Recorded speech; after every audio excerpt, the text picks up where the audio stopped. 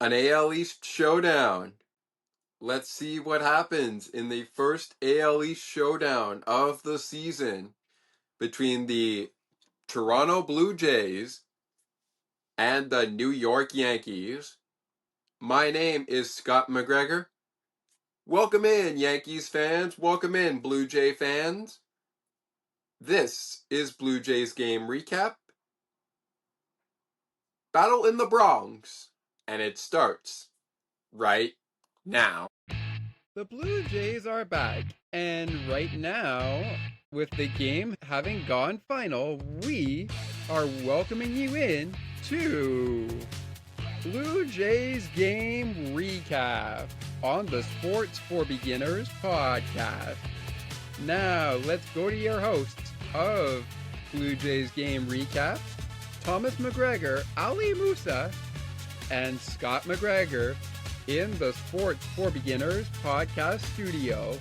Take it away, gentlemen, because when the umpire says, "You're out," or "That's the game," or "Let's play ball," we know it's time for some baseball. This is Blue Jays Game Recap. Take it away, gentlemen.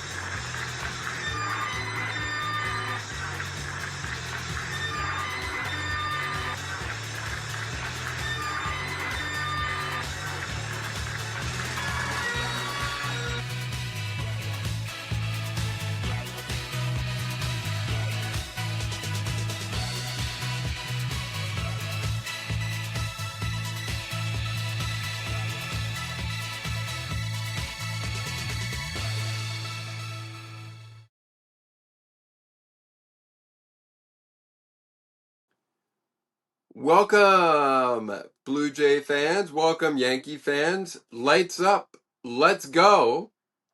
Yanks, Blue Jays. First of many series these two squads will face off in. The first series of the 2025 season was beginning in the Bronx, and rain, rain, go away, come again another day. You never can predict the weather. Hey, right side, we got game one going on schedule. We got game one going on schedule. However, game two and game three play out on Sunday. We'll get to Sunday's action, including the Saturday game that took place on Sunday as well, as that was a day game and a night game all in one day. But we're going to get to game one of this series in just a moment. Quick notice here for anybody who is interested. The MLB standings are as follows as we enter play today. The MLB standings are as follows. The New York Yankees are 17 and 11 and currently leading the AL East. The Blue Jays are 14 and 4. The Blue Jays are 13 and 15. The Tampa Bay Rays are 14 and 14. The Boston Red Sox are 16 and 14. And the Baltimore Orioles are 10 and 17 as we enter play today. For those tuning in as we are just about heading into the afternoon on this Monday, April the 28th, 2025, Election Day for those in Mississauga or anywhere in Canada who are able to vote. We won't touch on that, but as we head into the afternoon, we are heading into play for this day, Monday, April the 28th, 2025. Standings, well, it's an AL East thing, so we'll just focus on the AL East. I'll get to the other standings in the American League and, of course, in the National League as well later on in the show. But the division we're focused on right now is where this series began, and that was in the Bronx. These are two AL East opponents, the hated Yankees and the Toronto Blue Jays, managed by John Schneider. As we jump on in to the management segment, part of the opening segment, the managers for this game are John Schneider and Aaron Boone. Couple of transactions to look at here before we really jump into things. And of course, these most likely happen after the series or before the series began. But let's take a look at what we got. We're going to give it a chance here to load here as we're running through. And you know what? While we run it through, let's get a look at our starters as we go into the meeting on the mound. Let's go ahead and take a look, shall we? I think we shall. Of course, I am Scott McGregor. I am a Pittsburgh Penguins hockey fan, but I'm also a Blue Jays fan. With that said, here we go. It would be Jose Berrios versus this man, as we mentioned in the Seattle Mariners breakdown. It will be Berrios versus Carlos Carrasco. That would be the matchup on Friday, this past Friday, April the 25th, 2025. Jose Berrios versus Carlos Carrasco. Both pitchers did not wind up with the win or the loss. But the Blue Jays were able to win the opener, and then, unfortunately, they go quiet in games 2 and 3 when Max Fried and Kevin Gausman would go to the hill, and then you had Chris Bassett in game number 3 going head to head against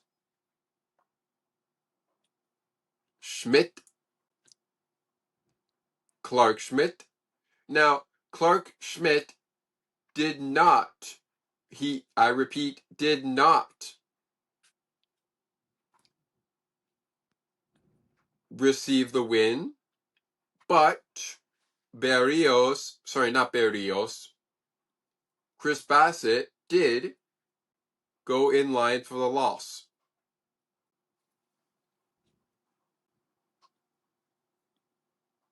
So, we'll get to it all a little bit later. Game 1 is where we're going to start things off. And that was the matchup Berrios versus Carrasco. A quick update for Penguin fans if you haven't heard already before we continue with baseball action. We want to let everyone know, as of today, it has been made official that the Pittsburgh Penguins are parting ways with head coach Mike Sullivan after 10 seasons and 2 Stanley Cups in those 10 seasons that he played in as the head coach. And it looks like we are going to hear from Penguins GM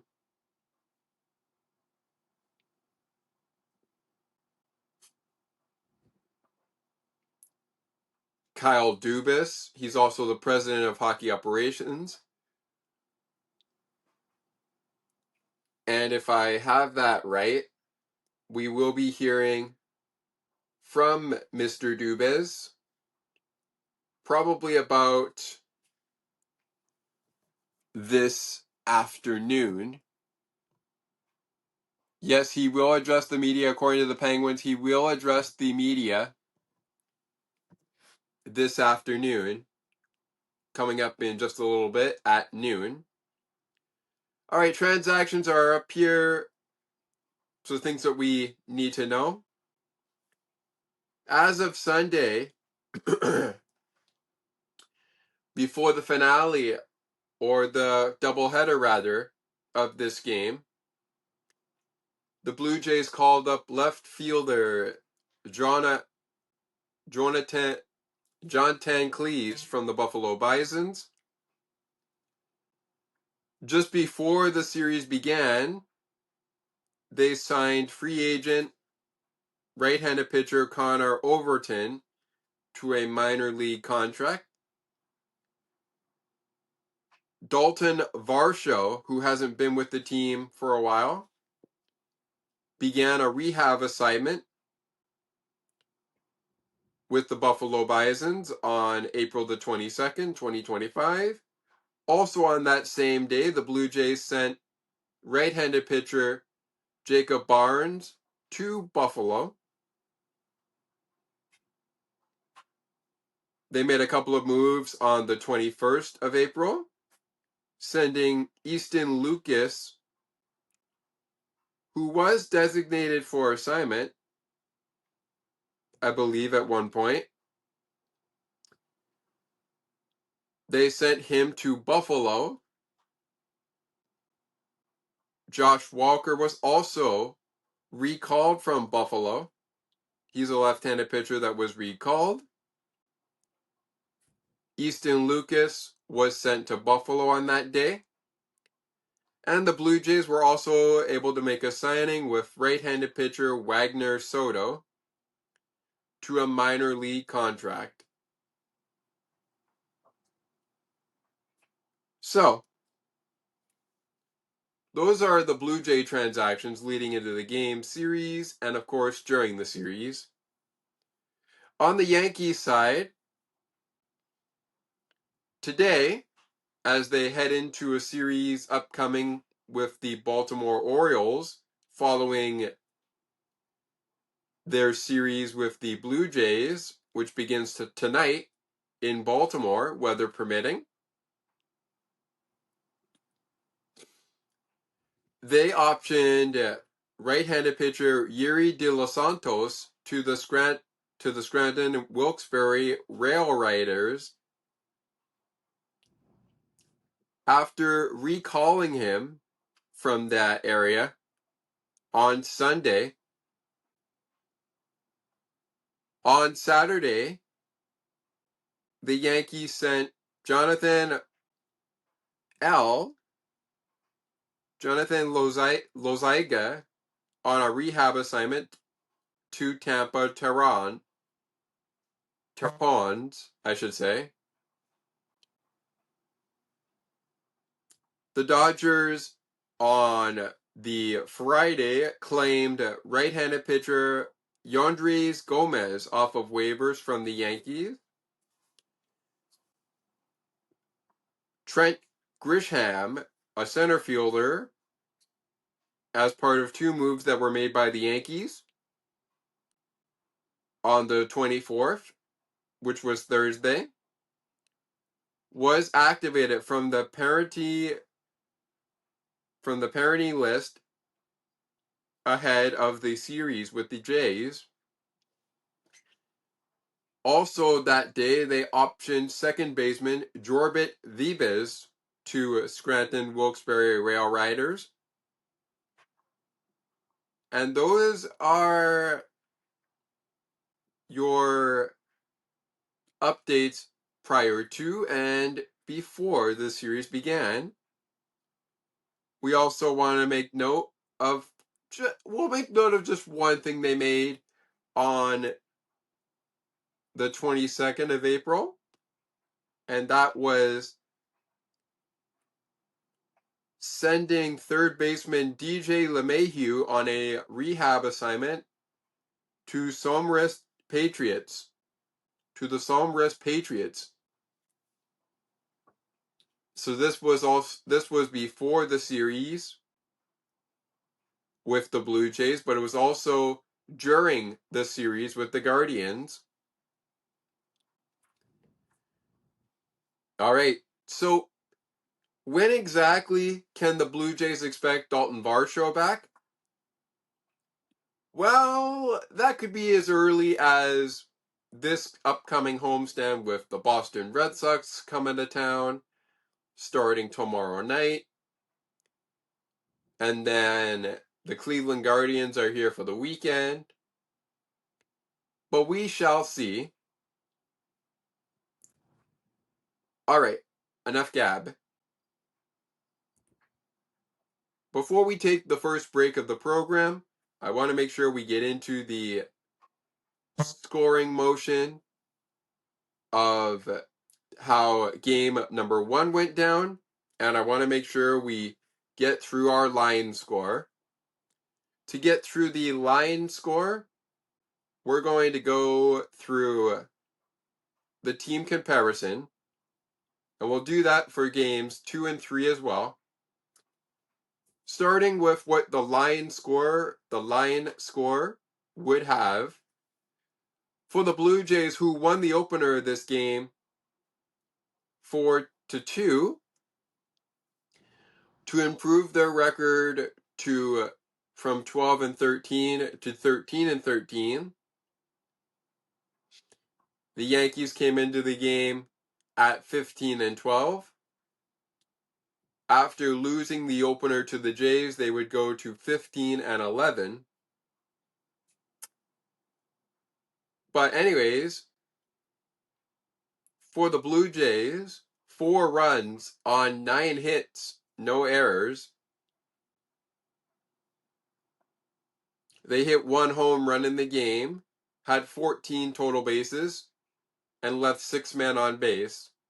For the Yankees, 2 runs on 10 hits, no errors. They did not hit a home run in this game, had 13 total bases, no stolen bases, and they left 11 men on base. Player of the game for game number 1 was Alejandro Kirk of the Toronto Blue Jays. He went 2 for 4 in the game with a double, 2 RBIs. Top performers for the Blue Jays were Vladimir Guerrero Jr. with a home run, a walk, an RBI, and a run scored. He went 1 for 3 in game number 1.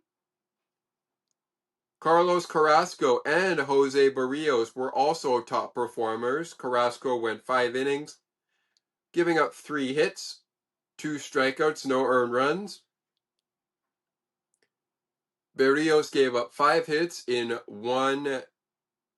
and 1/3 innings. 4 strikeouts of the Yankees to Jose Barrios. No earned runs given up. All right. Well, my friends, it looks like we're going to have to take a break. But the good news is we got through the line score for game 1. When we come back in part 2, we'll talk about game number 2, which played out on Sunday. But it actually played out after Sunday's game, which we'll get to first. And then we'll get to the postponement game that played out later, which was a makeup date. We'll get to that one a little bit later. We'll get to Saturday and Sunday.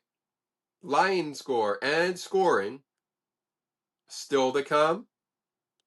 But the scoring from game 1 including how the game ended 4-2 in favor of the Blue Jays in Game 1, what the line score and team comparison was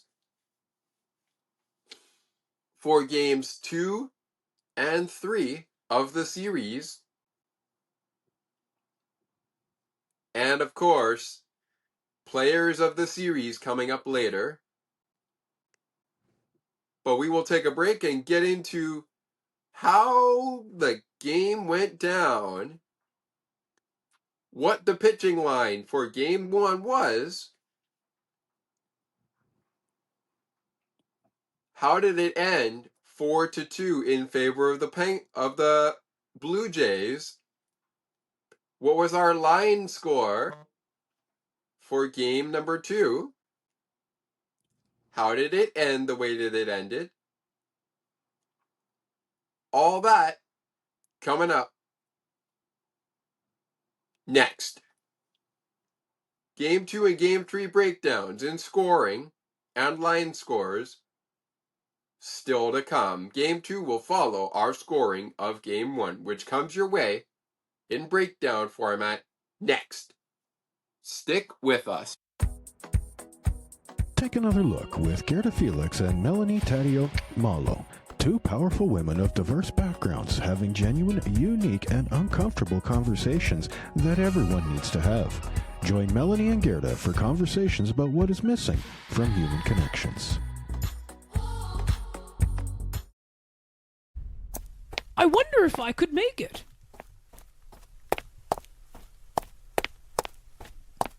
It's almost getting to 8 o'clock p.m., and I am still a few more steps away from home to get to my computer to listen to CNT Radio's Cosmopolitan Culture Club. The best of the best music from around the world. Can't wait.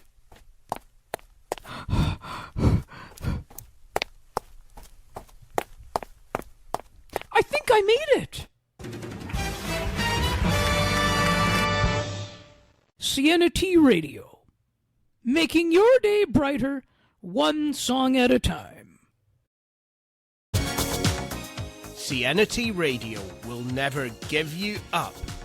They will never let you down. Nor will they run around or desert you. So join Nick Astley for The Melting Pot every Saturday on CNT Radio. Hang on a minute. He's not Nick Astley. Oh, jings, I've done it wrong. Anyway, just join Nick for The Melting Pot on CNT Radio. Welcome back, ladies and gentlemen, to Blue Jays game recap. Blue Jays and the Yankees. The current series that has since gone final. A lot to talk about in this series between the two teams. Let's kick things back to game number 1 and break that down. We'll get to the pitching line and then make sure we get to our game 2 line score. We'll get to the postponement game in a matter of moments as well. But as we speak with you, let's quickly go over game number 1. The winning pitcher is Mason Fluharte. His record 1-0. ERA of 3.12. The loss went to this man of the New York Yankees, Devin Williams. He would get the loss. Jeff Hoffman picks up his 6th save of the season. ERA for Hoffman, 1.35 coming out of the game. For Devin Williams, his ERA coming out of the game is 12.25. He is 0-2 on the season. Picks up the loss. So the records for Carlos Carrasco and Jose Barrios staying the same as they were coming into the game. The action kicked off in the 6th inning with a Vladimir Guerrero Jr. home run. His second home run of the season. On a line drive into left center field, the Blue Jays take a 1-0 lead. Fast forward to the bottom of the 7th. Oswaldo Cabrera picking up a single to score Anthony Volpe. And that will tie the game at 1-1. Off to the bottom of the 8th we go. And a sacrifice fly by Austin Wells scores Cody Bellinger. Yankees are in the lead. Their first lead of the game. It's a 1-run lead for the Yankees, 2-1. But in the top of the 9th, it's the Blue Jays with 3 runs in the 9th inning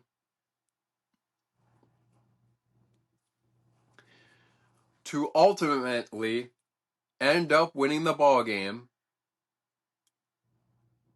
Captain Clutch, Alejandro Kirk. Third double of the season for Alejandro Kirk is a double that scores George Springer and Andres Gimenez to give the Blue Jays back the lead and also tie the game. So now the Blue Jays are out in front 3-2. And then Addison Barger with a single on a line drive to Cody Bellinger, who was the left fielder. Tyler Heineman scores on the play. Blue Jays will win it 4-2. Game 1's pitching line. The Yankees used, of course, Devin Williams. But they also used a pitcher by the name of this man, Tim Hill. And they also used this man, Ian Hamilton. Ian Hamilton was the first man out of the pen. Was the second man out of the pen for game 1. Tim Hill went 1 1/3 innings, giving up 2 hits, 1 earned run on the home run given up to Vladimir Guerrero Jr. No walks, no strikeouts, an ERA of 2.84. Carlos Carrasco went 5 innings, gave up 3 hits, struck out 2 Blue Jays, also walked 2 Blue Jays.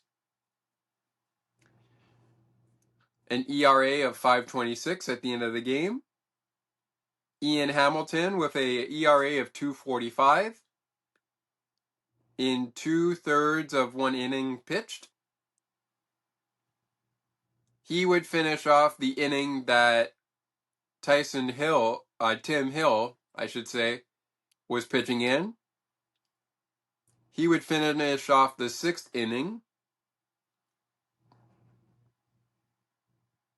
Actually, I should say the 7th inning, because Tim Hill was able to get through the 6th inning of play. To the 8th inning we go. And we go to this man up next out of the pen. Fernando Cruz.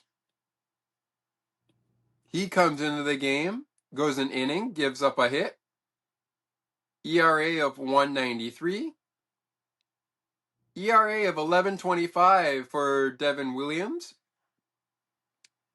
who is unable to get out of the 9th inning, as he would be the first man to come out after the 8th inning is pitched by Fernando Cruz. 2 hits given up by Devin Williams, 3 earned runs, no strikeouts, no home runs, no walks. 11.25 was the ERA. He picks up the loss. And the last man out of the pen who actually did pitch the 9th inning for the Yankees and actually finished the game, Mark Leiter Jr. So the Yankees have to go to Mark Leiter Jr. Leiter Jr.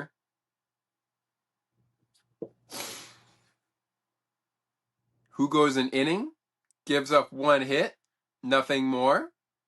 ERA of 3.18.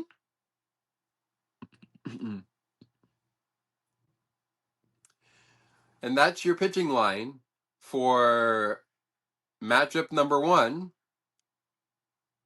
of the Yankees and Blue Jays. In matchup number 1, the Blue Jays go to, after Jose Barrios goes 5 innings and 1/3, 5 and 1/3 innings, and gives up 5 hits, 2 walks, 4 strikeouts, finishes the game with an ERA of 4.24. Brandon Little, the first man out, he goes an inning and a third, wrapping up the 6th inning wrapping up the 6th inning for Jose Barrios, who would pitch into the 6th inning, but not the full way around. Jimmy Garcia gets half of that 7th inning after Brandon Little pitches into the 7th inning. He also will leave it for Mason Fluharty, who will come on in to finish the 8th inning of play.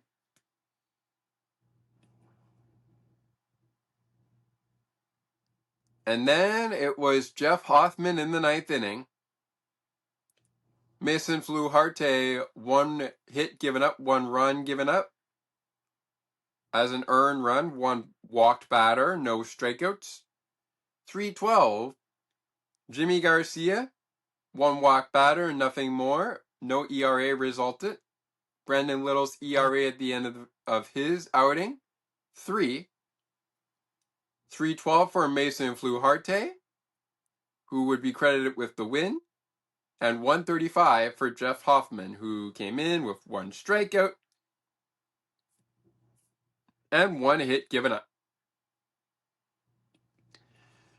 The umpiring crew for this series: John Trompain was at home plate on Friday night. Brennan and Miller, I'll go with BM. Mr. Miller, if I pronounce your first name wrong, sincerest apologies. Chris Conroy and Jeremy R. were the second base and third base umpires at Yankee Stadium in a game that took place in the evening on Friday night in front of 46,881 fans in attendance at Yankee Stadium that night. A day game on Saturday was rained out, so off we go to game 2 from Sunday. We'll get to the game from the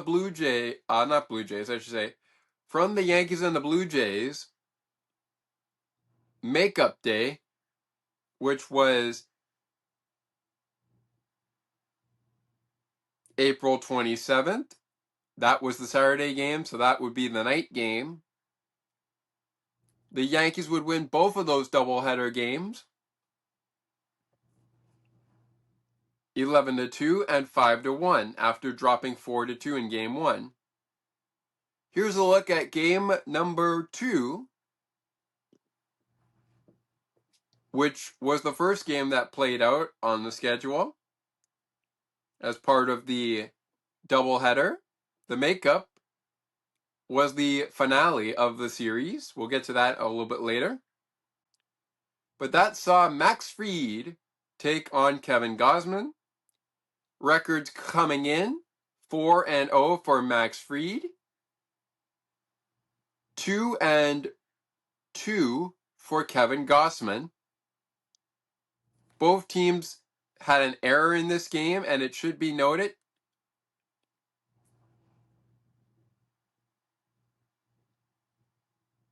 Kevin Gausman was ejected from the game by the home plate umpire. Here is the line score for Game 2, which was Game 1 of the doubleheader. We'll get to Game 2 a little bit later. For the Blue Jays, 2 runs on 11 hits, no home runs, 14 total bases, no stolen bases, 11 men left on base, 1 error. For the Yankees, 11 runs on 12 hits, 1 home run, 21 total bases, no stolen bases, 9 men left on base, 1 error. Player of the game in game number 2 was Anthony Volpe, who went 2 for 3, a home run, a double, and a walk. To add to that, 2 RBIs and 2 runs scored, as he ended up being a top performer. Oswaldo Cabrera, also a top performer, 2 for 3, a double, a walk, 2 RBIs, and a run scored. And the winning pitcher of the New York Yankees, who went 6 innings, give up 6 hits, 3 strikeouts, and 1 earned run. That was Max Fried. Here we go. Let's get into the scoring of this one. Actually, you know what? Let's take a break. When we come back, we'll take you into the scoring of game number 2 of this series. Plus, we'll take you into the line score of the conclusion of the doubleheader that was put in place because the afternoon game on Saturday got moved to Sunday. So we'll get to the night game on Sunday, line score and scoring a little bit later, as well as the pitching lines for both games on Sunday, the one that was supposed to happen on Saturday and the one that was supposed to happen on Sunday. We'll get to all of that when we are done with Game 3's scoring line and, of course, line score. Players of the series also still to come. We'll take a break. When we come back,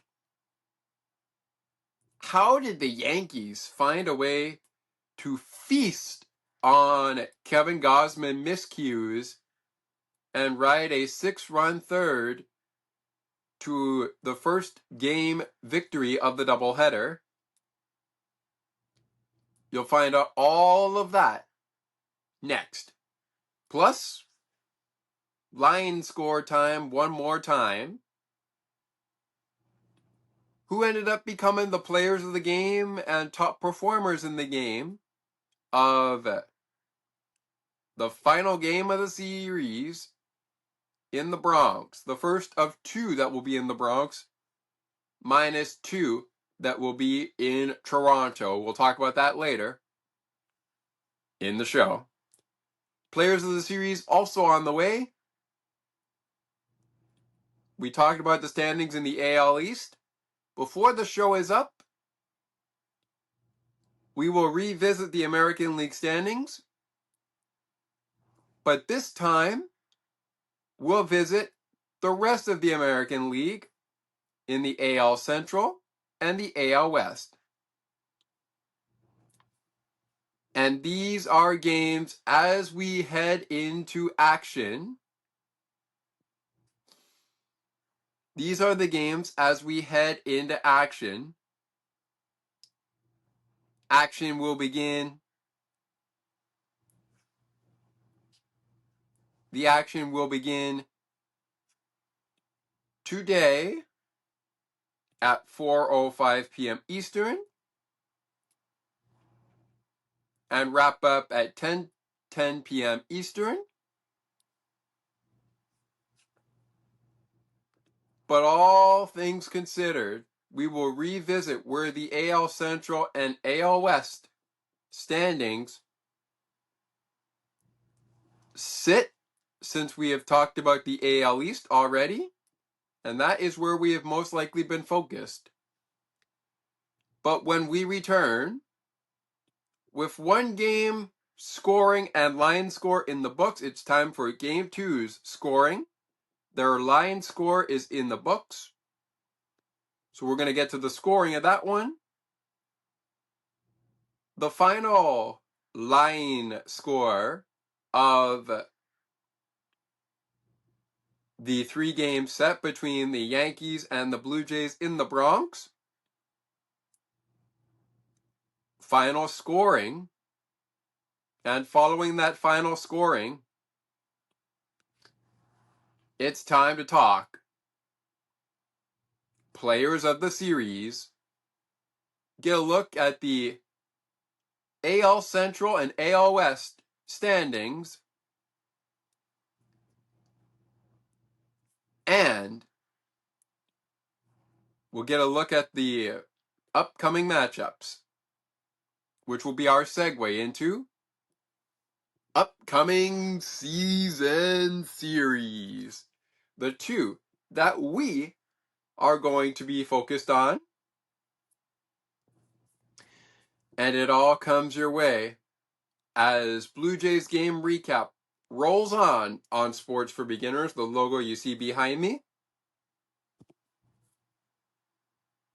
We will return in a moment.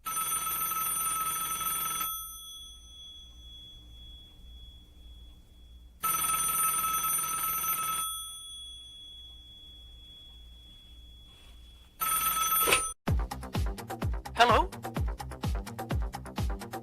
How are you, my friend? Why? What's the matter? Why feeling bored and lonely?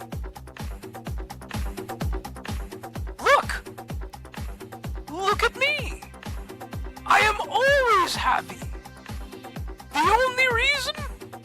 I can tell you, it's because I listen to Standout Radio. All the best shows you can think of. The Melting Pot,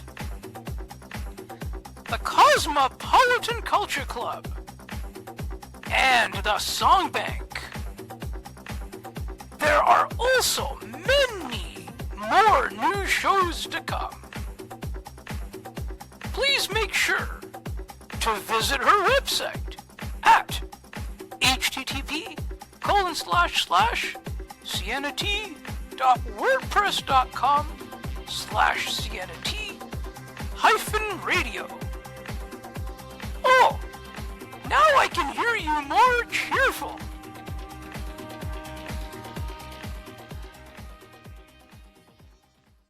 Standout Radio, making your day brighter, one song at a time. Looking for a good hockey podcast that covers your favorite hockey teams and mine? Check out On the Ice and Behind the Benches, where we chat about our favorite hockey teams from puck drop to the last play of the action. To learn more, follow the On the Ice and Behind the Benches Facebook page. Search On the Ice and Behind the Benches.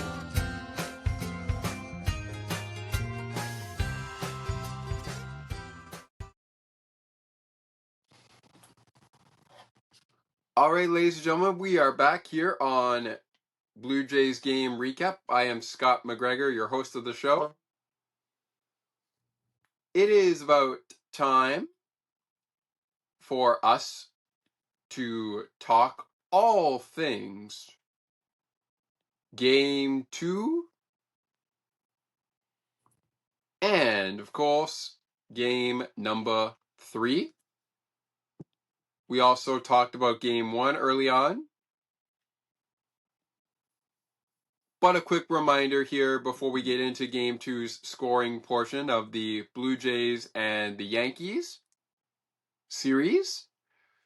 A quick reminder from early on in Blue Jays game recap, we talked about the Blue Jays winning Game 1 of the set. Now, Saturday's game was made into a doubleheader, which means a 3-game series would still go on, but both games on Sunday, including Saturday's game, would play out on Sunday. We'll get to that in a second. For a brief reminder, in case you missed it in the opening, the Blue Jays beat the Yankees in the opener on Friday at Yankee Stadium 4-2. After a home run off the bat of Vladimir Guerrero Jr., a clutch double by Alejandro Kirk, and a clutch double, I should say single, by Addison Barger, a single by Oswaldo Cabrera, and a sac fly by Austin Wells gave the Yankees the only runs in the game they would get. However, in game number 2, as we mentioned in the line score for game 2 earlier, before the break, after we went over the scoring, in game 1,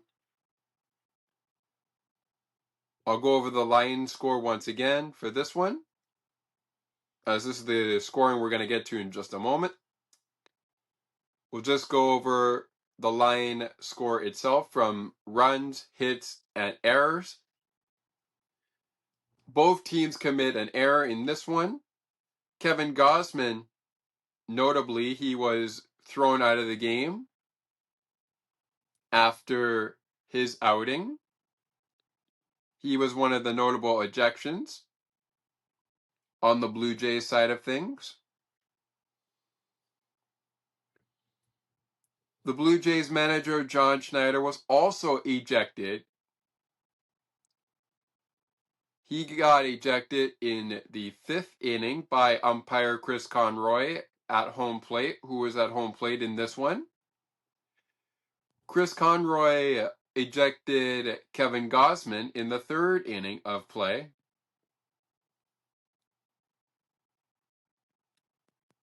Now, you would think the benches might clear in this one.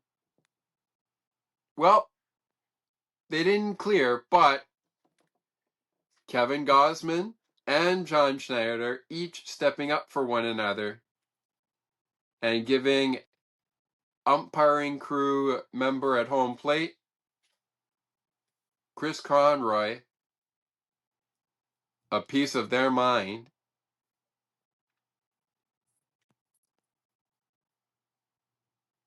Moving on.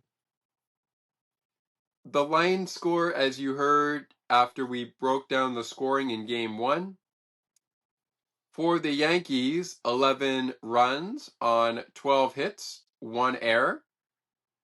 For the Blue Jays, 2 runs on 11 hits, 1 error. For the Rap, besides the player of the game and top performers, those were Anthony Volpe, Oswaldo Cabrera, and Max Fried.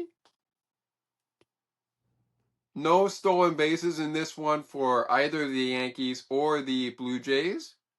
Yankees with the only home run of the game. They had 21 total bases and 9 men left on base. The Blue Jays left 11 men on base in this one and had a total of 14 bases on 11 hits and 2 runs and, of course, 1 error. Here we go with our scoring in game number 2. Reminder, the Blue Jays are off today, so their record of 13 and 15 will stay where it is at right now.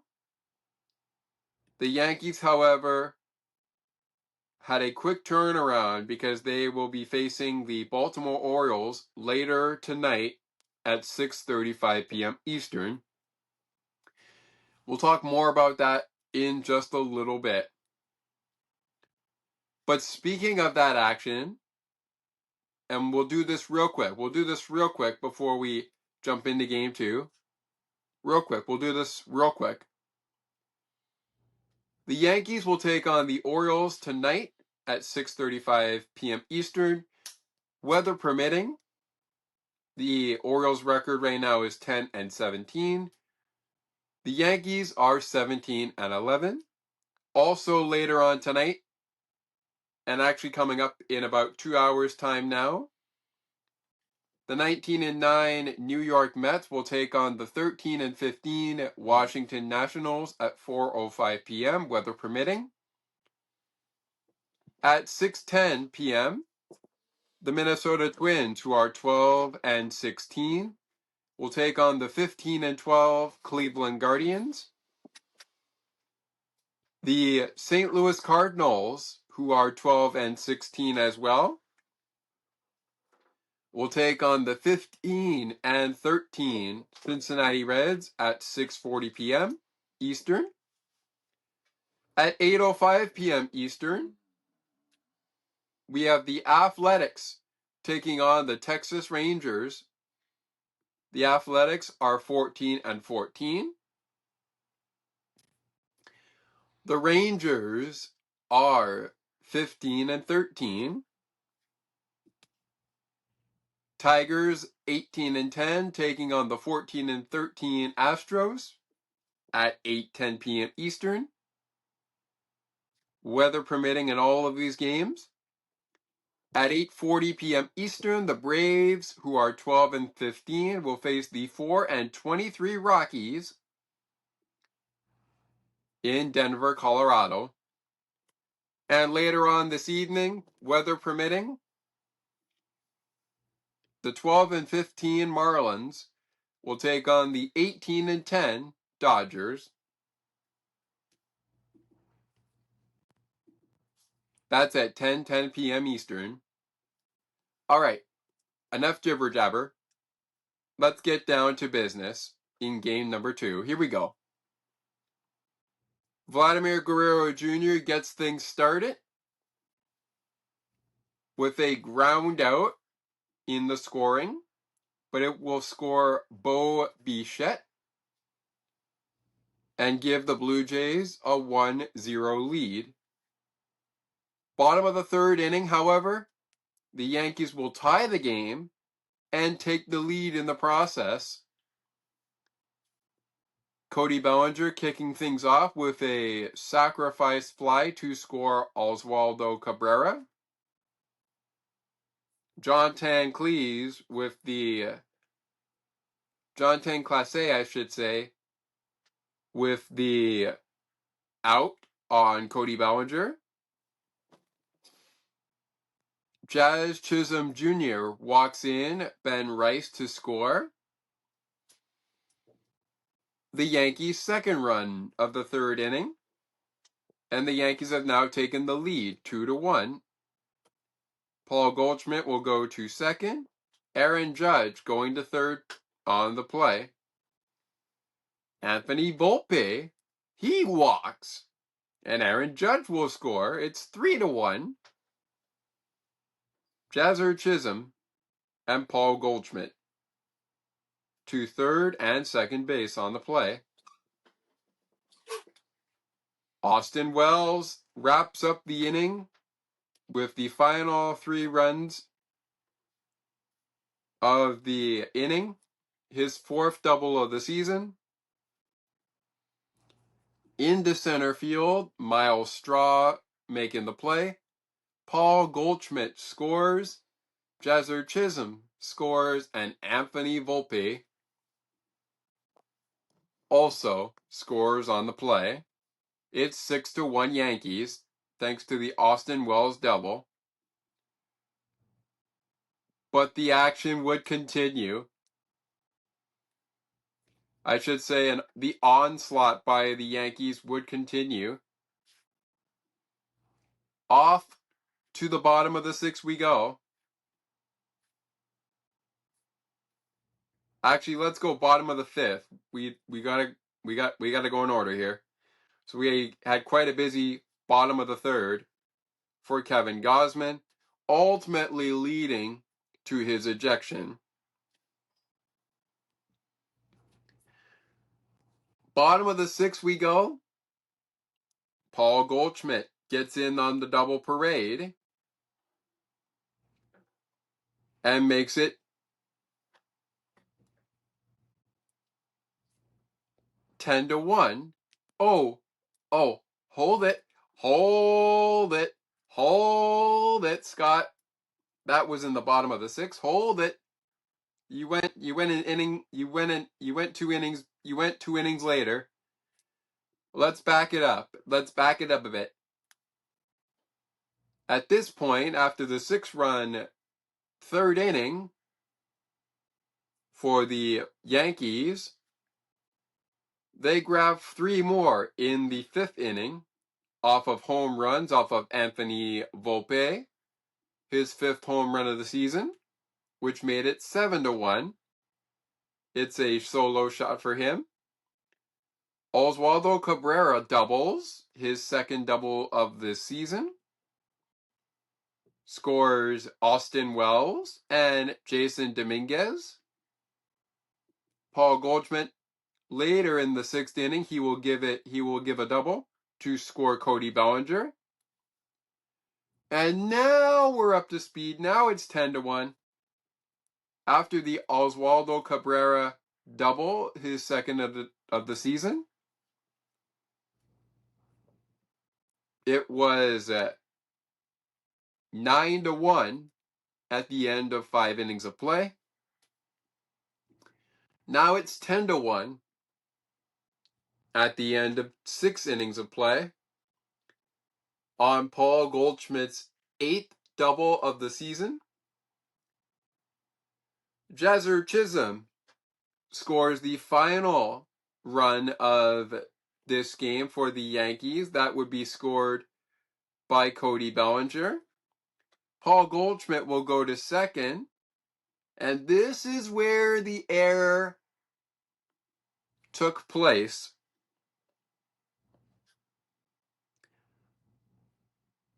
It was a missed catch by shortstop Ernie Clement. Will Wagner on the assist to first. Baseman Will Wagner. He missed the catch. Ernie missed the catch.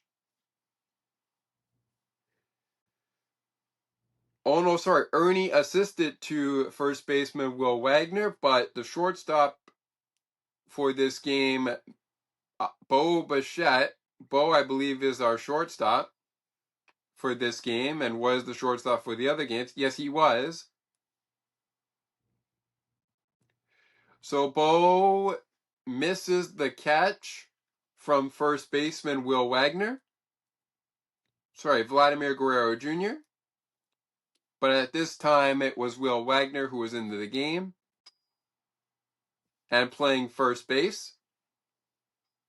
Wagner will get the ball from Ernie Clement, who is able to pick up the error. But they do score. The Yankees do score on the fielder's choice, and an error is charged. Top of the ninth we go. Addison Barger gets one back. But what was a 9-run lead had become a 10-run had become a 10-run lead. It will end off being a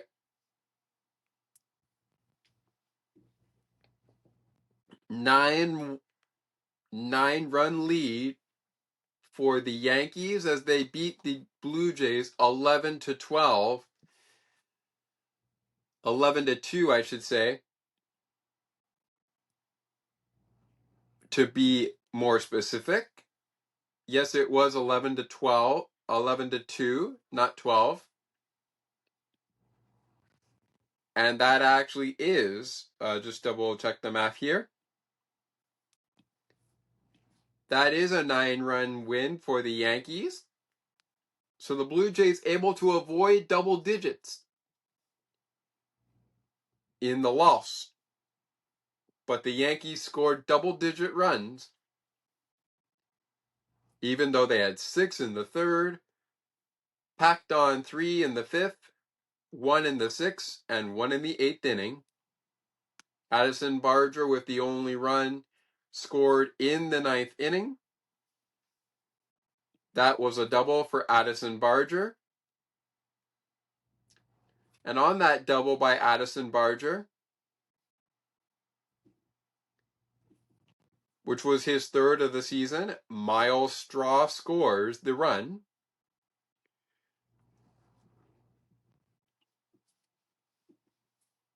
All right. We'll go to the pitching line for this game. And we'll go to the pitching line for game number 3, following our game number 3 breakdown. But to get to that, let us quickly go over the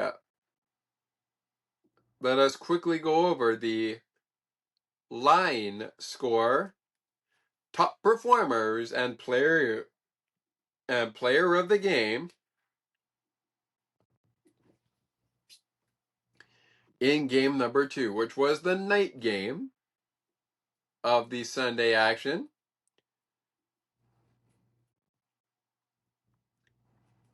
Now, this was a doubleheader Yankees sweep of the Blue Jays. The Blue Jays are swept by the Yankees in the doubleheader, but the Yankees, in all seriousness, take 2 out of 3 against the Blue Jays on account of, as Blue Jays talk put it, the Blue Jays bat's going quiet or going to sleep, as many people would say. Now, on that note, I don't necessarily believe the Blue Jay bats went asleep. I don't necessarily believe that. I don't. Do I agree they went silent in the doubleheader sweep? Yes, I do. Do I agree that the Blue Jays got flattened in game 1 of the doubleheader? Absolutely. Do I think it's Kevin Gausman's fault? Absolutely not. Not to steal a line from host of On the Ice and Behind the Benches, Thomas McGregor, also known as my brother, but something was said that triggered Gausman from home plate umpire John Conroy.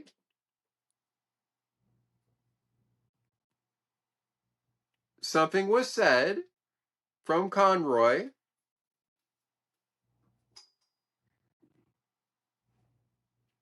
who was not in the game he was not umpiring the last game of this series. But something was said in game number 2 that ticked off Gosman and then ticked off manager John Schneider. From Chris Conroy, that was actually Chris Conroy's who I was talking about. And that's what ultimately led to their ejections. I don't know. Maybe it was something that was said by John Schneider. Maybe Kevin Gosman said something that upset Chris Conroy. I don't know. But yes, I do agree. The Blue Jays did get flattened in the 11-2 rout the Yankees took at the beginning of Sunday's action in the doubleheader. Do I think it was Kevin Gosman's fault? No. Why? Yes, he gave up 3 he gave up 3 hits, excuse me. Yes, he gave up 6 earned runs. I get that. And yes, he walked 5 batters and only struck out 2. I get that.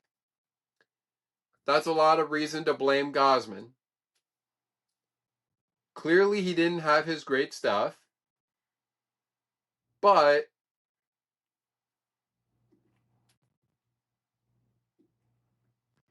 you gotta just figure out how to get right. And a lot of pitches that Kevin Gosman was not getting strike calls on, yeah, they definitely could be strikes. They could be. But they weren't. And that's the bottom line. All right. We're not going to have a lot of time to get into the Game 3 scoring wrap, so we will get there after this next break. Once we are through that break, we'll get into Game 2 and Game 1's pitching line, and we'll get into what the rest of the standings look like. I know I kind of touched on it when we touched on the upcoming action tonight around the MLB. But we'll get into the AL side of things before we get to players of the series following the pitching line and the scoring of game number 2 in the doubleheader and game number 3 of the series. Yankees won that one 5-1. On account of 5 runs on 9 hits, no errors. They left 7 men on base, had 19 total bases and 3 home runs. The Blue Jays had 1 run on 3 hits, 1 home run, accounting the only run they would score. 6 total bases, 5 men left on base, 2 errors, and they had 6 total bases and 1 stolen base. That's the line score for the 5-1 Yankee win over the Blue Jays. We'll break it down in scoring.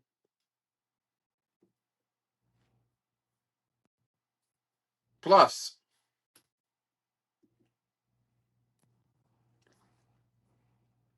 it's time for the pitching line of game number 3 and game 2 of the doubleheader. Then, the players of the series, they're around the corner. And they're on their way in 2 breaks time, which means we are also on the way to getting you set up for the final series of April 2025 and the new season. And, yes, and the opening series of May 2025. We'll talk about all of those right around the corner. They are right around the corner.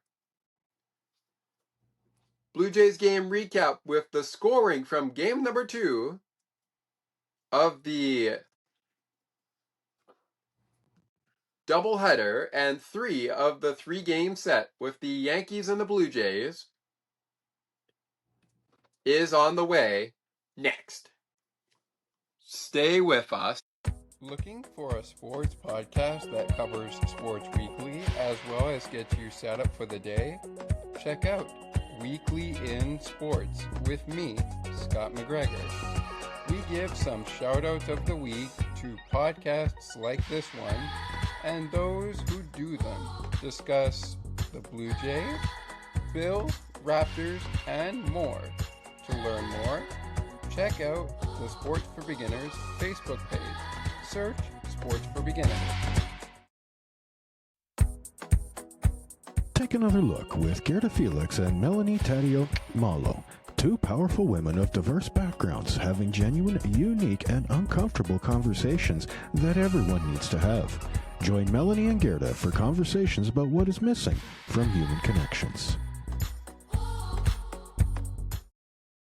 2 games in the books.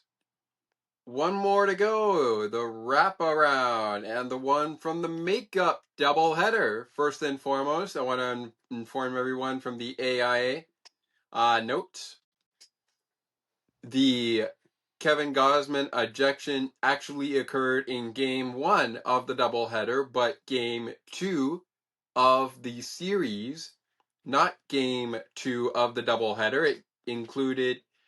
It actually happened in game 1 of the doubleheader because game 2 of the doubleheader was started by Chris Bassett.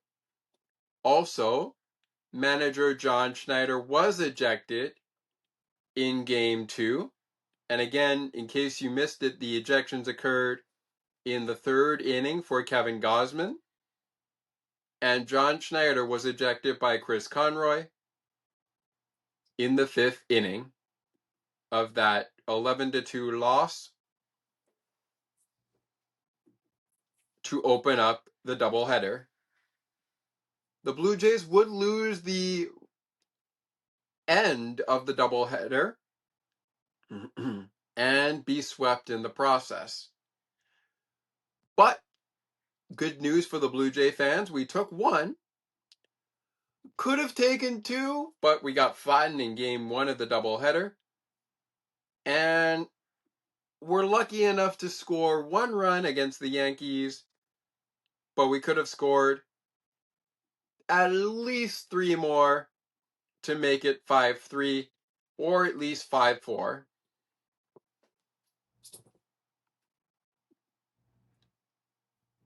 Yankees beat the Blue Jays. Speaking of that, let's jump right in. This was the night cap of the doubleheader, in which Tim Hill was credited with the win. Chris Bassett credited with the loss. I, of course, am your host, Scott McGregor, a Pittsburgh Penguins fan, as you can see by the crest here on my attire. But I'm also a Toronto Blue Jays fan when it comes to baseball. And so with that being said, let's not waste any time and get right into it, because we got the players of the series, upcoming season series, and of course I wanted to take a look at the AL Central and AL West standings that I kind of touched on when we talked about the upcoming action on today, as the time of our recording, Monday, April the 28th, 2025. Weather permitting in Washington, we will have the Mets and the Nationals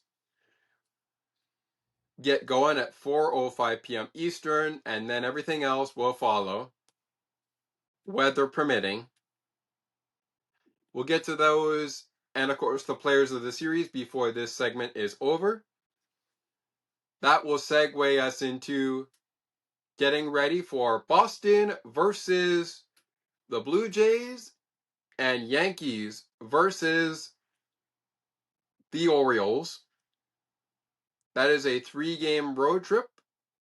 A short road trip for the Yankees, by the way, leading back to a homestand. We'll get to that in the last segment of the show, because that will follow up with next time on Blue Jays Game Recap. And that is still to follow in the next break, which will be 2 short words from our good friends over at Sienna T Radio and Broadcast Map. Check out Ali and Makara's books. The first show of that was broadcasted on Broadcast Map, and you can check that out on the Broadcast Map podcast channel for YouTube. I know I will check it out because I'm really interested to see what Ali and Makara are reading. It looks like it's going to be a great show. All right, let's pump the brakes on that and get back to topic. Here we go. Trent Grisham getting things started for the Yankees with a solo home run to right center field. His 7th home run of the season. This time the Yankees go out in front 1-0, and the Blue Jays have to come from behind. Anthony Santander says no problem. His 3rd home run as a Blue Jay and 3rd home run of the season.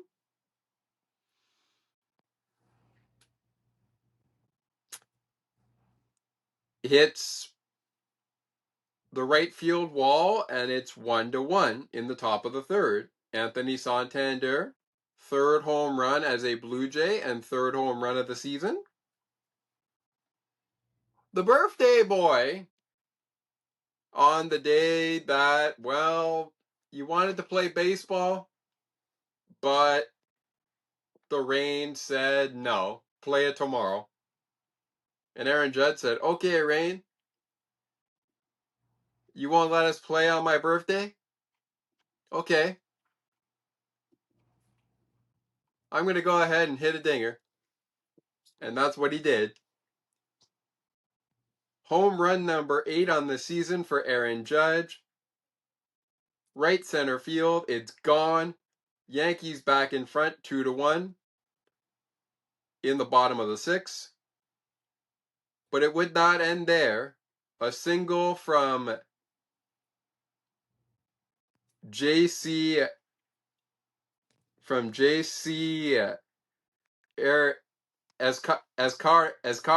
from JC Escara makes it 4-1 Yankees, as Jason Dominguez scores on the play. Speaking of Jason Dominguez, he made it 3-1 Yankees with a double of his very own.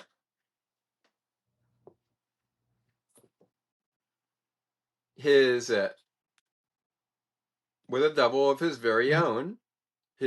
double, 7th double, of the season.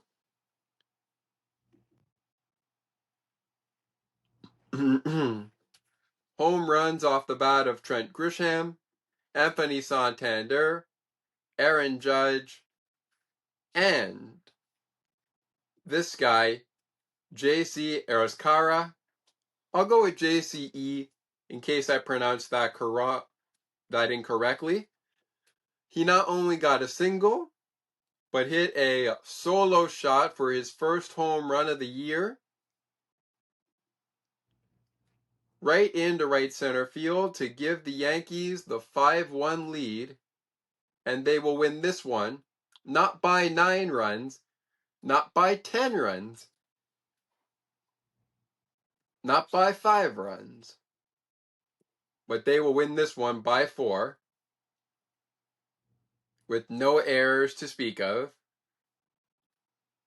5-1 the final on Sunday's nightcap of the doubleheader.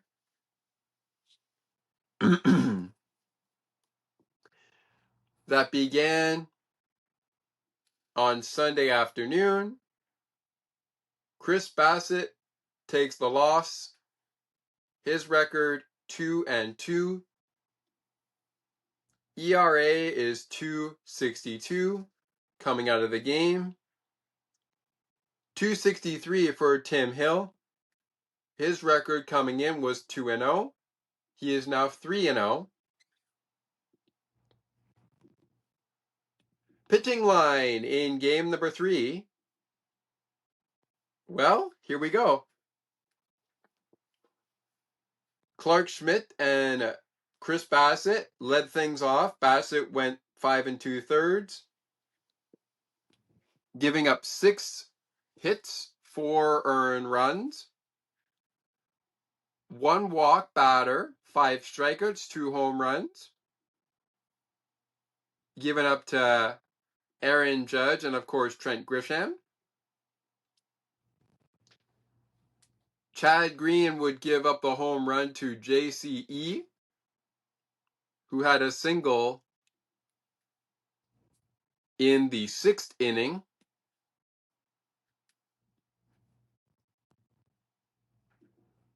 To make it 4-1 Yankees.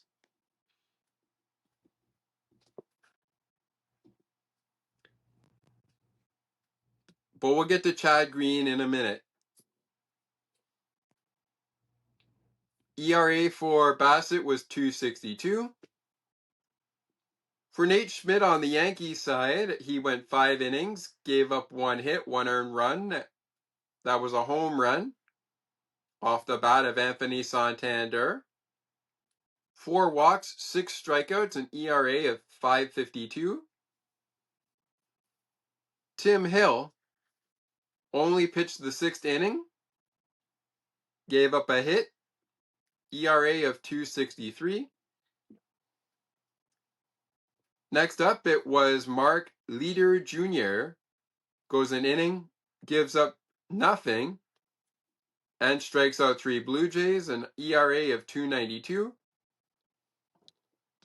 Fernando Cruz picking up an inning, 1 hit allowed, 2 strikeouts, an ERA of 1.80.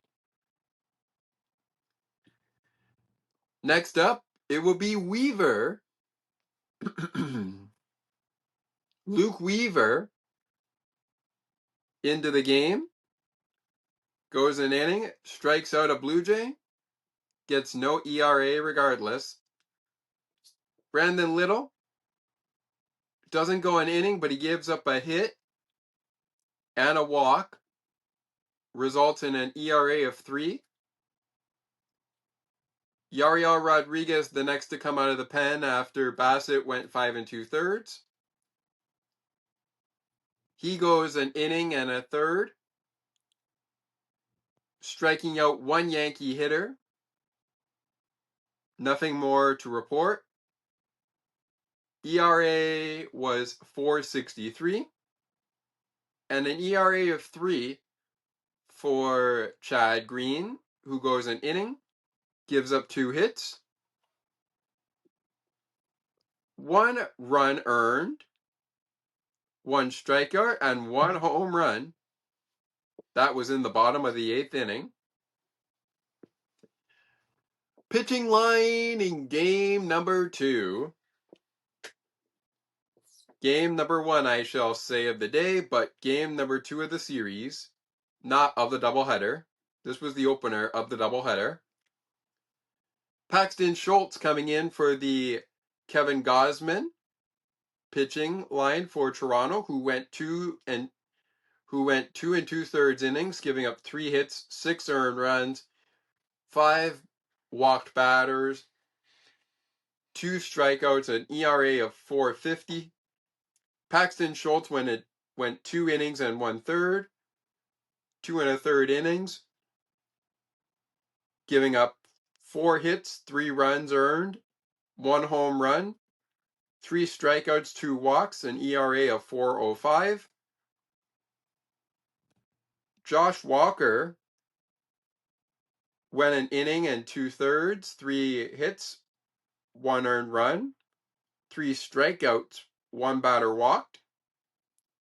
9.82 was the ERA. And Dylan Tate finishes things off for the Blue Jays with an inning and a third, allowing 2 hits, 1 run, and 2 strikeouts. ERA of 10.13. Yuri De Los Santos pitched after Max Fried went 6 innings complete, gave up 6 hits, 3 strikeouts, 2 walks, 1 earned run, and finished with an ERA of 1.43. De Los Santos goes 2 innings, gives up 3 hits, 1 strikeout, no ERA resulting, and nothing more. Then it's off to this man, who will finish things off in game number 2. Tyler Madzik. Tyler Madzik. I'll go with Tyler N. Tyler, if I pronounce your last name wrong, I apologize in advance. 1 inning pitched, 2 hits, 1 run earned, 1 walk, 1 strikeout, an ERA of 9. Okay. It is time now for the players of the series. How this works, we will pick a player from one side, depending on the game. We will pick a player from one side of the field, one player each from one side of the field, depending on the game. And they will be awarded with the player of the series. Now, since the Blue Jays lost 2 out of 3 in a 3-game series with the Yankees, but were swept in a doubleheader because rain prevented the game on Saturday from going ahead in the afternoon. So both games had to go down on Sunday. Let's just say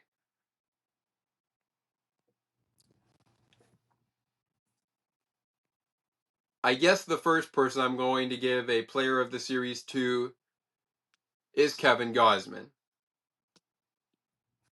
Now, everybody could be judgmental about this. You all have your own opinions. We're all entitled to our own opinions. But in my opinion, this was not a good start for Kevin Gausman. This was not a good start by any stretch of the imagination. But something happened during the 3rd inning that led to Gausman getting ejected. And whether that was not getting calls, he was walking too many batters, and the umpire, Chris Conroy, had had enough of Gausman's attitude, we don't really know. You know, it would be funny if I could give the player of the series to the manager, John Schneider. It would be really funny if I could do that. But we're not going to go ahead and do that. The next player of the series is the guy whose birthday was on Saturday, but he hit a home run in the last game of the doubleheader. It's going to go to Aaron Judge. Now imagine me saying it went to Aaron Boone. Imagine me saying the player of the series went to Aaron Boone. How funny would that be if I said the players of the series for Toronto and New York go to the managers. John Schneider, even though he got ejected in the 5th inning of Game 1 of the doubleheader, where Kevin Gausman also got ejected, but that happened an inning prior to John Schneider. I said Gibbons. John Schneider getting ejected, which happened in the 5th inning. Kevin got ejected in the 3rd inning of that opening game in the doubleheader. In the 2nd game, nobody was ejected, but just think about it. If a broadcaster like me came on here and said, you know what, our players of the series are going to go to the managers, Aaron Boone and John Schneider, how funny would that be? Forget about the players who actually do stuff. Let's talk about the managers. Anyways, in all seriousness, Kevin Gausman and Aaron Judge, the players of the series in this one, the Blue Jays lose 2 out of 3, but they take 1, and they took Friday's game 4-2. They lost 11-2 in the opener of the doubleheader. They lost 5-1 in the conclusion of the doubleheader on Sunday. And before we take the final break of the show, this will lead us to setting up Yankees and Orioles, and of course, Blue Jays and Red Sox. And what's next on Blue Jays game recap? Let's quickly, before we jump the gun, let's quickly take a look at the AL East, I should say. Not AL East, the AL Central and AL West standings as they protect today. The Seattle Mariners are the top dog in the AL West right now at 16-12. Right behind them are the Texas Rangers, who are at 15-13. The Houston Astros are at 14-13, behind Texas. The Athletics are 14-14, and the Los Angeles Angels are 12-15. Meanwhile, in the AL Central, the Tigers are 18-10. The Cleveland Guardians, who the Blue Jays will face this weekend, are 15-12 as we speak to you now. The Kansas City Royals are 14-15. The Minnesota Twins are 12-16. And the Chicago White Sox are, get this, 7-21.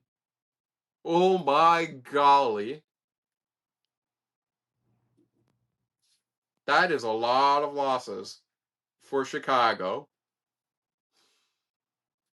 I mean, if I think Colorado was bad, no disrespect to the bad teams, that is not a good record for Chicago. I don't like that record at all for the White Sox. I really don't.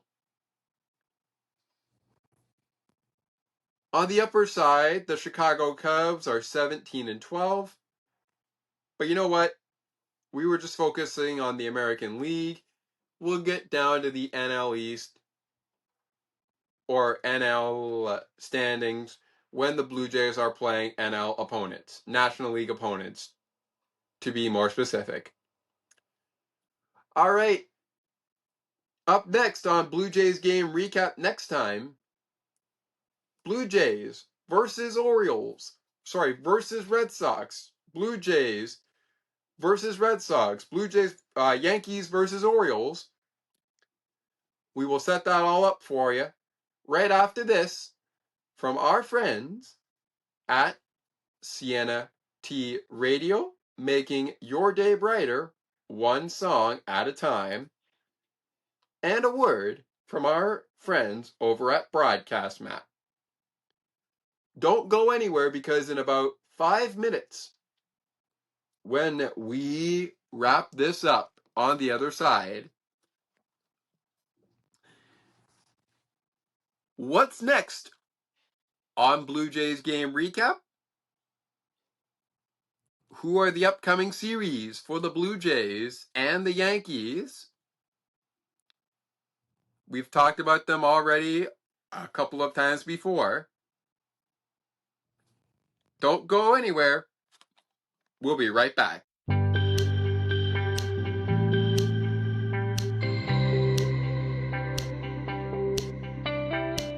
Looking for conversations on the world of broadcasting, sports media, and from time to time, my favorite sports teams? Listen to Broadcast Map with me, Ali Musa. To learn more about the show and to view the upcoming schedule, like the Broadcast Map Facebook page. Search Broadcast Map. Cianity Radio will never give you up. They will never let you down, nor will they run around or desert you.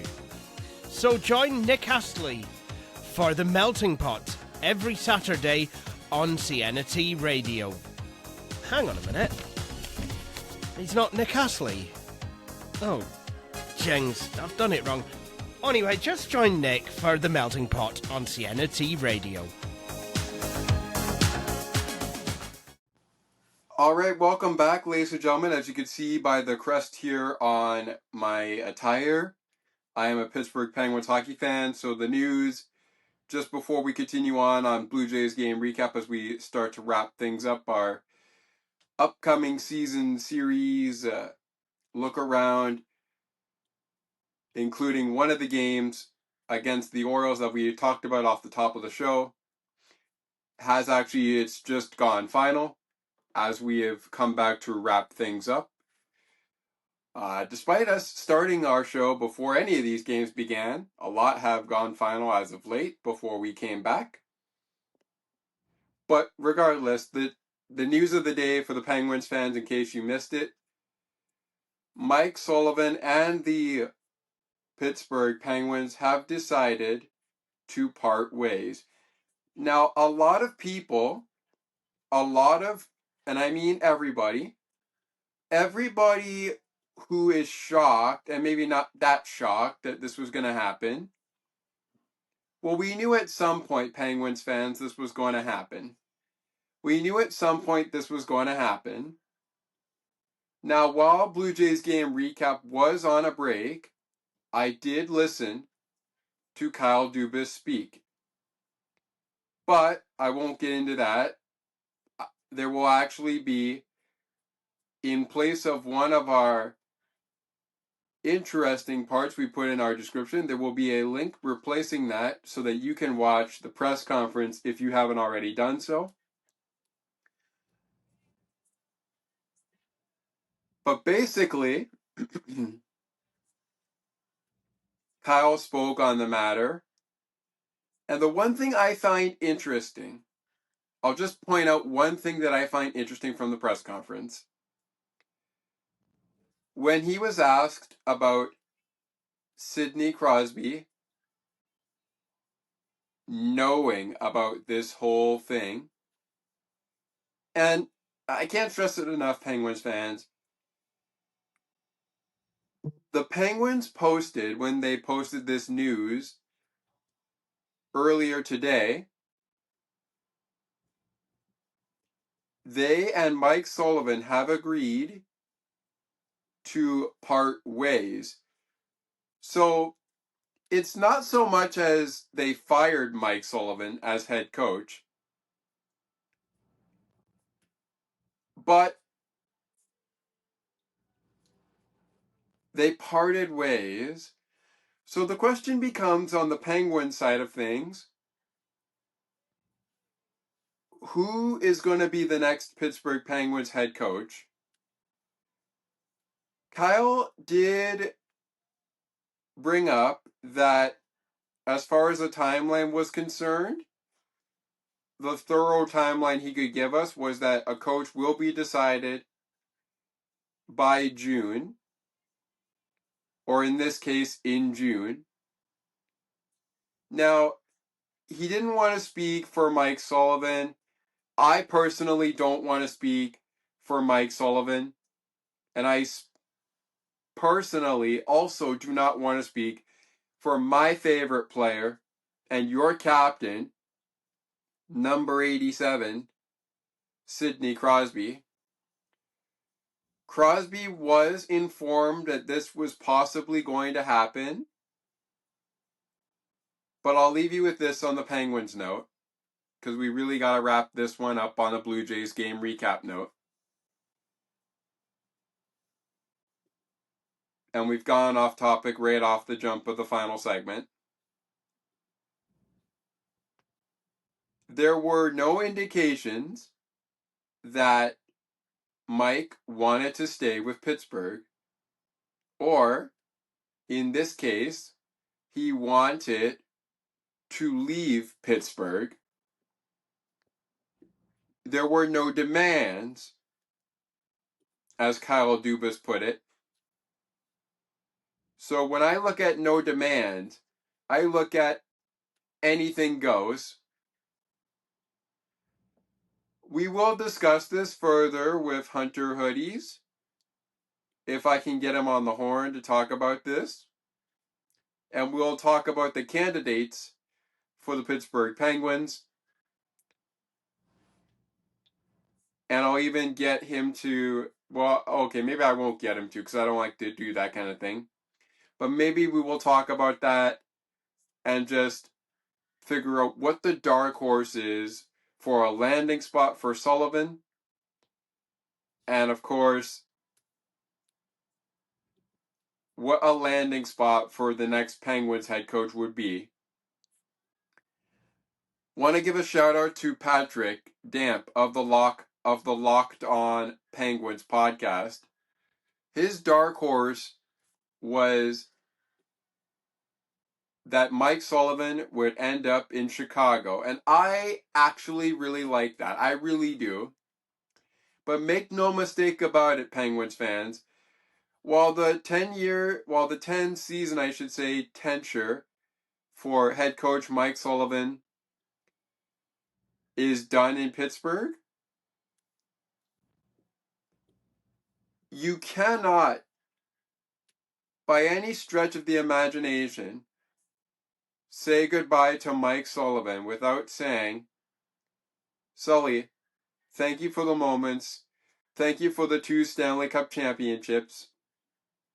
Thank you for the unforgettable memories. And of course, we wish you all the best in your future head coaching endeavors. All right. Enough of that. This is Blue Jays game recap on Sports for Beginners, the podcast logo you see behind me. It is time for us to move from breaking down games and players of the series, which was the Yankees' 3-game series set with the Blue Jays, one of 4 sets with the Blue Jays, the Yankees and the Blue Jays will be playing in. Right now, the Yankees lead as we look forward to the 2 meetings at Rogers Center and then the last meeting at Yankee Stadium later on this year. We understand the Yankees taken 2 out of 3 in the weekend set, which was Friday, Saturday, and Sunday, but due to rain on Saturday and Sunday's game go down on Sunday. In case you missed it earlier, the final scores of each game, the Blue Jays won on Friday night 4-2 on the strength of a Vladimir Guerrero Jr. home run, a double by Alejandro Kirk, and of course, great stuff coming out of Addison Barger with that said, the Yankees picked up 2 wins in the doubleheader on Sunday, one of which they beat the Blue Jays 11-2, but not without consequence on the Blue Jays side of things. John Schneider, the manager of the team, was removed from the game in the 5th inning in Game 1 of the doubleheader, which is the 11-2 Yankees win. And just before that happened, Kevin Gossman was relieved of his duties in the 3rd inning before completing his 3rd inning of work.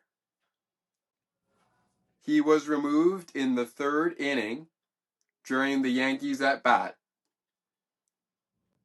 and ejected by umpire Chris Conroy. Of course, the Yankees would win the nightcap of the doubleheader as well, which was game number 2.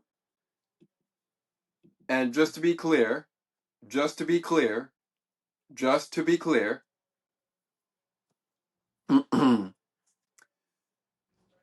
ejections for John Schneider and Kevin Gossman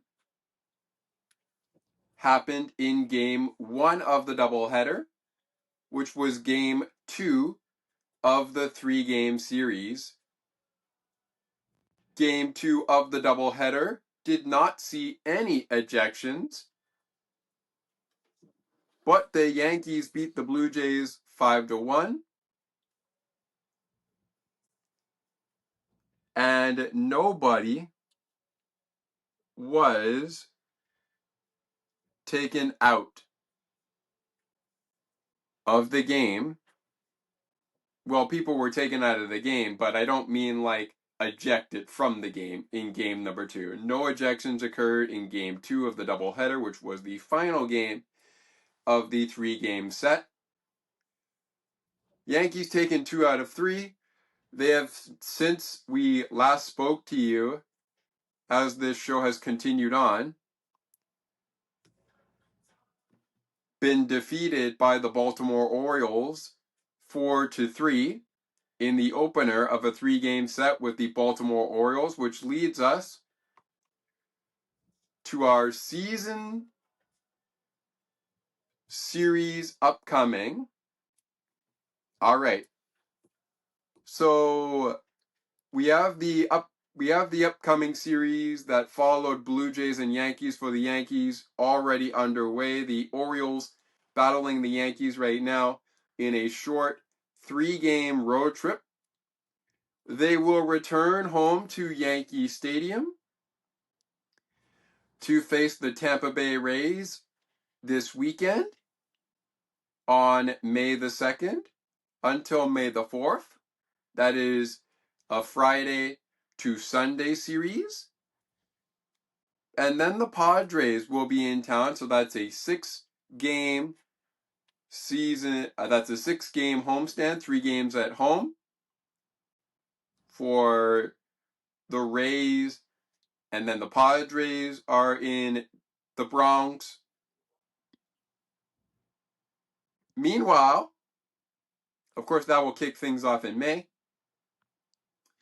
Meanwhile, for the Toronto Blue Jays, this will drive us into next time on Blue Jays Game Recap. But before we get to next time on Blue Jays Game Recap, we will get into, as promised, a look at the AL Central and the AL West standings as we speak. Now, just to be clear, when we last spoke about the standings earlier, the standings were heading into play. Only 2 games currently on right now. But based on tonight's results, some of the records have changed. We will get to that all in just a matter of moments. On the American League side, I should say, And maybe we'll do so with the National League. Maybe we will do with the National League. But you know what? We're going to focus on the American League. We're going to focus on the American League. All right. First, let's talk about what's next for Toronto. Well, they kicked off the season with a homestand in March that ended at the start of April. They will end the month of April at home, as tomorrow night they begin a 3-game set with the Boston Red Sox. Double trouble alert! Double trouble alert! Double trouble alert! Double trouble alert! Blue Jays game recap is in double trouble form. That's right.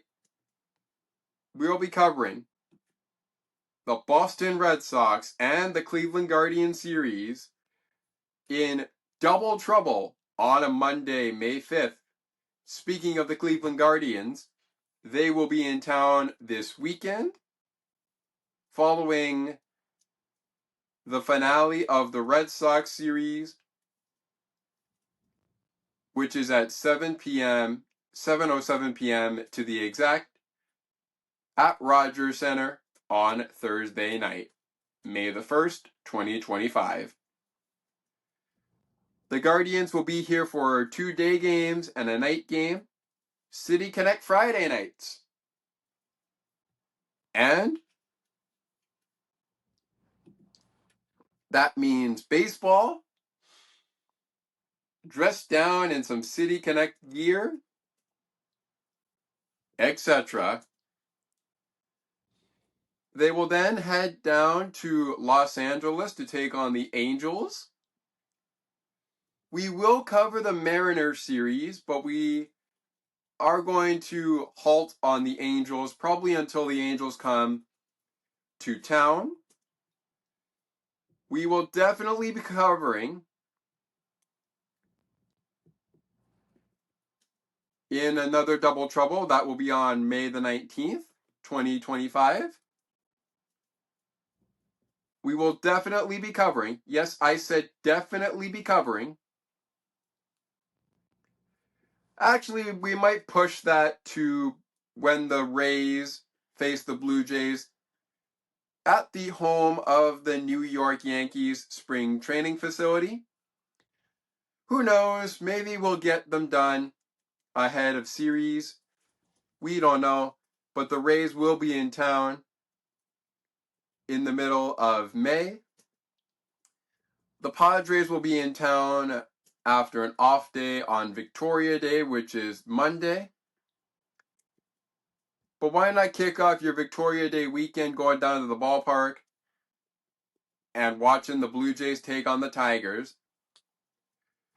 All right, we're running down to the end of our program. We're running down to the end of the program. I mean, we really should have been done this before any of the action began. But the good news is we got the games out. Yes, we ran into a little breaking news with the Pittsburgh Penguins. As you can see, the crest here on my attire, as I've had since we began talking. That was definitely a bombshell on the morning of Monday, April 28, 2025. But all things considered, baseball-wise, we kind of jumped into next time on Blue Jays game recap a bit earlier than expected when I mentioned that we're covering the Red Sox and the Guardians. That will be a double trouble on Monday, May the 5th, 2025. Speaking of whom, the New York Yankees, as we speak with you, are now 17-12 with the first loss of the short road trip to the Baltimore Orioles, who are now 11-17. The Toronto Blue Jays currently stand at 13-15 heading into the series with the Red Sox. The Tampa Bay Rays are at 14-14 still. And the Rays were not in action tonight. The Tampa Bay Rays were not in action tonight. Or today. We'll go with today, since we started this in the daytime, but are kind of wrapping it up in the nighttime. But anyways, moving on. They stay at 14-14. The Red Sox are 16-14. And were the Red Sox in action? No, they were not. Because they wrapped up a series just like the Blue Jays did. Funnily enough, it was against the Orioles, if I'm not mistaken. They wrapped up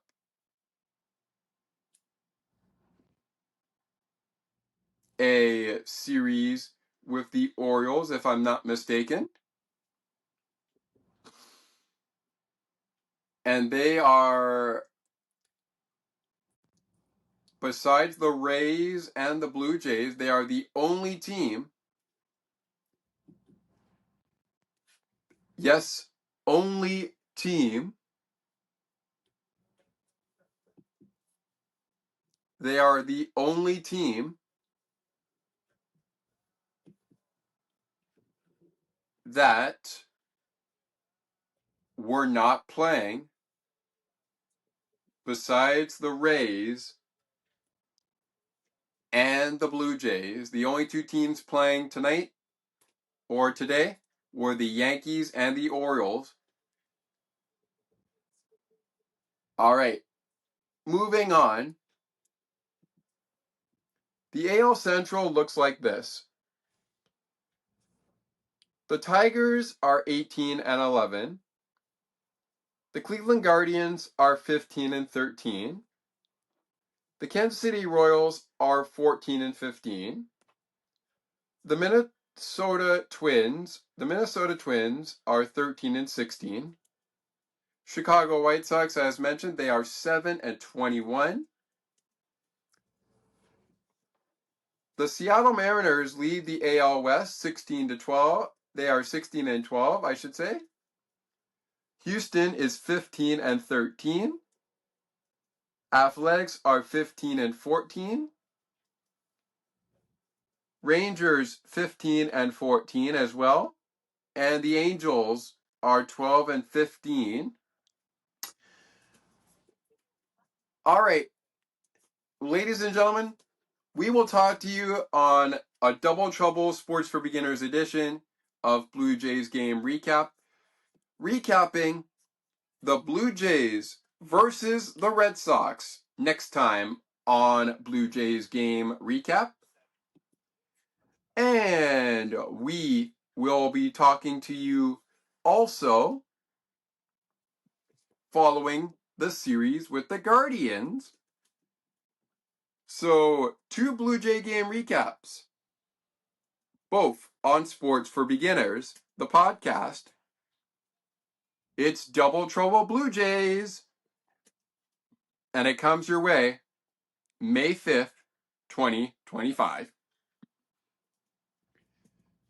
Until that time, and just for the duration of those shows, until we get to the Guardians, we will not be doing a look at the next series for each team. Actually, for shortness, we will look ahead to the next matchups, but we'll only look ahead to one series during Double Trouble timelines.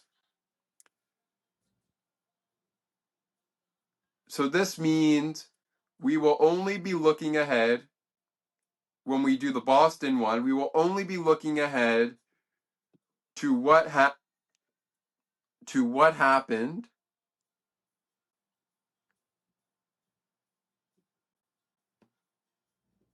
with the Cleveland Guardians and we will also do the same on the Guardians recap, only looking as far as the series with the Angels. We will do next time on Blue Jays game recap, but that will happen at the end of our conclusion of our Double Trouble. So it won't happen at the end of the Red Sox recap show. It will happen at the end of our Guardians recap of the series. Until then, ladies and gentlemen, my name is Scott McGregor. What a bombshell the Penguins threw at Penguins fans like myself. But I managed to get through Blue Jays game recap. So with that being said, that is it for this one. Thank you so much for being with us, no matter if it's an hour, 2 hours, 3 hours, 4 hours, whatever it may be. We really appreciate you being with us. And on that note, as it is nighttime here, have a great evening, everybody. We will talk to you on May the 5th, 2025, after the series with Boston and Cleveland. Those are next time in a Double Trouble edition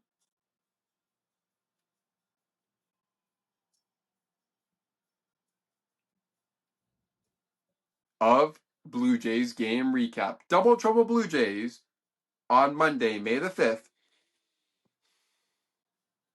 Look forward to seeing you there. Good night, everybody. Oh, and one more thing. Lights up.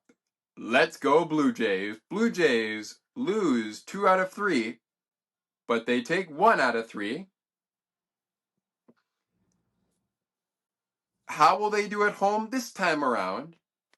Find out the answers on the Double Trouble on Sports for Beginners. We'll see you then. Thank you so much for joining us on Sports for Beginners, the podcast, for Blue Jays game recap, the after show on Sports for Beginners, the podcast, right after every Blue Jays game. To learn more about upcoming episodes, when they drop, and schedule, please visit https://sportsforbeginners0.wordpress.com. Follow the show on Facebook at facebook.com/sportsforbeginners87. Send us an email at sportsforbeginners87@gmail.com.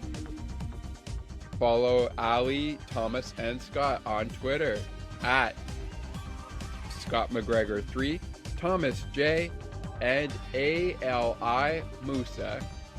Follow Thomas and Scott on Instagram at SMC_87_ and TM_80 and TM00_. Thanks for listening to Blue Jays Baseball, and we hope to see you soon again. This has been Blue Jays Game Recap. Once again, the website is https://sportsforbeginners0.wordpress.com. Thanks for listening. And when it's time for the Blue Jays to play ball, there's only one chant Blue Jays fans will be using.